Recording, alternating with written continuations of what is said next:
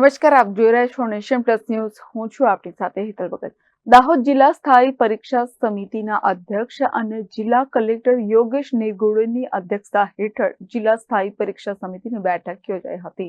ગુજરાત માધ્યમિક અને ઉચ્ચતર માધ્યમિક શિક્ષણ બોર્ડ ગાંધીનગર દ્વારા ફેબ્રુઆરી-માર્ચ 2025માં લેવાનાર ધોરણ 10 અને ધોરણ 12 વિજ્ઞાન પ્રવાહ, સામાન્ય પ્રવાહ, રિપીટર, પૃથક અને ખાનગી ઉમેદવારોની પરીક્ષાઓ તારીખ 27/2/2025 થી તારીખ 17/3/2025 દરમિયાન યોજાનાર છે. આ પરીક્ષા માટે દાહોદ જિલ્લામાં ધોરણ 10ના કુલ 36 કેન્દ્રો અને ધોરણ 12ના કુલ 22 કેન્દ્રો ખાતે કુલ 122 જેટલી બિલ્ડિંગો પર પરીક્ષા યોજવામાં આવશે.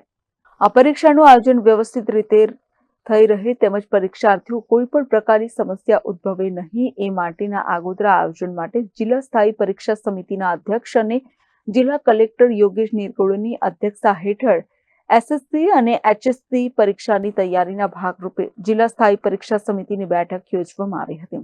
આ નિમિત્તે કલેક્ટર યોગેશ નિરગુડેએ પરીક્ષા દરમિયાન લાઇટ તેમજ સીસીટીવી કેમેરાની કન્ડિશન ચેક કરવા સહિત વિદ્યાર્થીઓને આવવા જવામાં કોઈ મુશ્કેલી પડે નહીં એ માટે એસટી બસની સુવિધા, સ્ટ્રોંગ રૂમ પર બંદોબસ્ત રાખવા, આરોગ્ય વિભાગ દ્વારા ઇમરજન્સી ટીમ જરૂરી કીટ સાથે ઉપસ્થિત રહેવા, કાયદા અને વ્યવસ્થાપન જળવાઈ રહે એ હેતુસર એસઆરપી જવાનો તેમજ કંટ્રોલ રૂમમાંથી જ સમગ્ર પ્રક્રિયા હેન્ડલ કરી શકાય તે માટે હેલ્પલાઇન વ્યવસ્થા સુનિશ્ચિત કરવા માટેની સૂચના આપવામાં આવી હતી.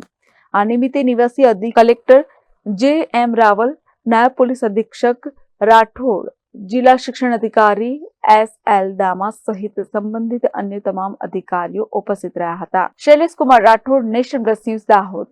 સમાચારોના સતત અપડેટ મેળવવા માટે અમારી નેશન પ્લસ ન્યૂઝની યુટ્યુબ ચેનલને સબસ્ક્રાઇબ કરો, બેલ આઇકન દબાવો અને જોડાયેલા રહો ફેસબુક, ઇન્સ્ટાગ્રામ અને ટ્વિટર પર.